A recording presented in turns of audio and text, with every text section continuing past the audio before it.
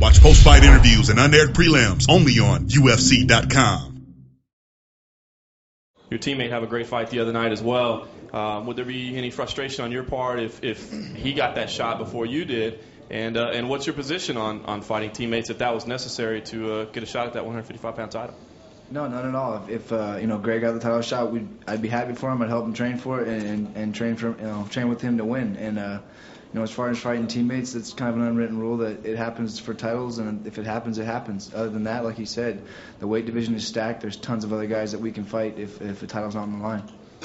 Can you, if I can follow, if you could walk us through on Friday, when did you find out that it was going to be a catchweight fight? Did that affect your preparation? Had you already cut all the way down? How did that play out? Was there any frustration that it ended up in that manner? No frustration at all. I come professionally, I come on weight, I come ready to fight. I found out early he was off weight, and they asked me if I was still willing to take the fight, and I told them yeah.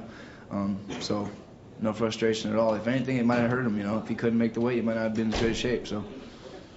Feel like getting the finish tonight finally took a little monkey off your back? Maybe you can stop answering the questions about the decisions and the fights of the night. Yeah, it definitely feels great, but I'm sure that monkey will be right back as soon as I have another decision.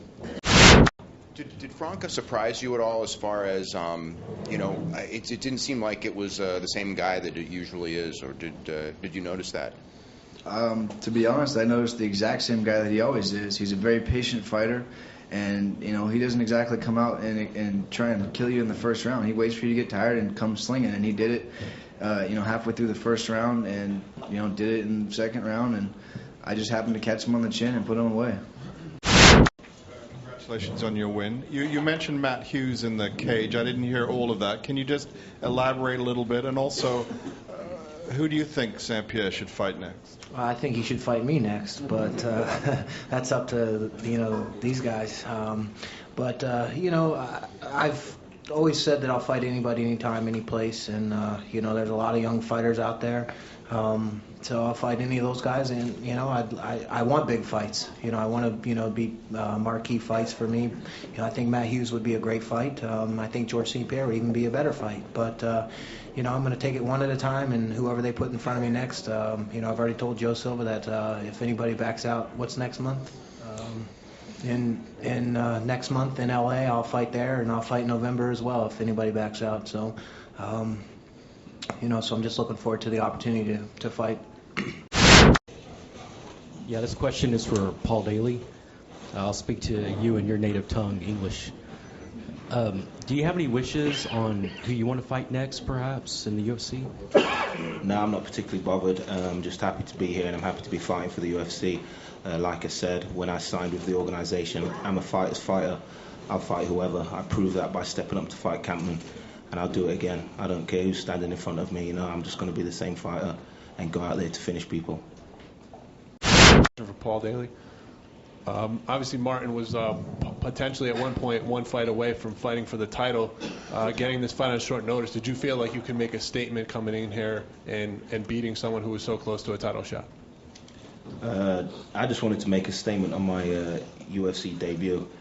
Just full stop, obviously getting the chance to fight Martin Campbell was quite big, and me and my team was always confident that I was going to do the business, and I did, so,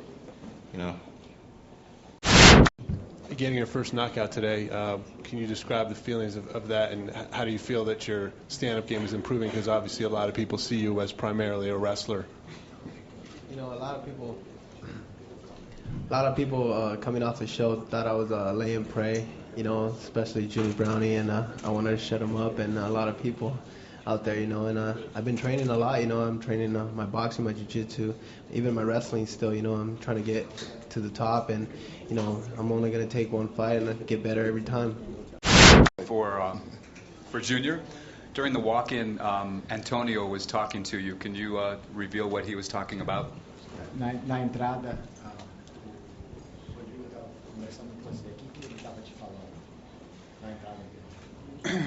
falando para mim me manter focado no Crocop e não me intimidar com ele, que ele é um cara duro, mas eu estava muito bem treinado e eu podia.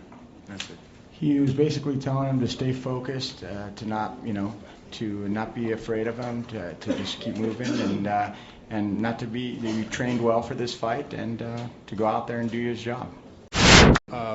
I was wondering, your plan for the fight with Cro Cop, did you plan to strike with him for the entire fight? And did you feel faster than him? It looked like you were much faster than him watching it. Did you feel faster than him? Você estava preparado para lutar com ele em pé e pareceu que você estava mais rápido que ele. Você estava sentindo que você estava mais rápido? Tava sentindo que eu estava mais rápido que ele. Tanto que eu treinei muito wrestling com o professor Munhoz e chão com o Rodrigo, com o Rogério, com o pessoal todo, o Anderson. E não quis, eu senti que eu podia continuar em pé e que eu ia me dar bem em pé, que ele estava sentindo meus golpes. I felt that I was much faster than him, but my training camp was really good. I trained a lot of wrestling with Mark Munoz and trained a lot on the ground with Rodrigo and Rogerio, and also a lot with Anderson Silva. So I was prepared to keep the fight standing up, and I used my wrestling to do that. Watch post-fight interviews and unaired prelims only on UFC.com.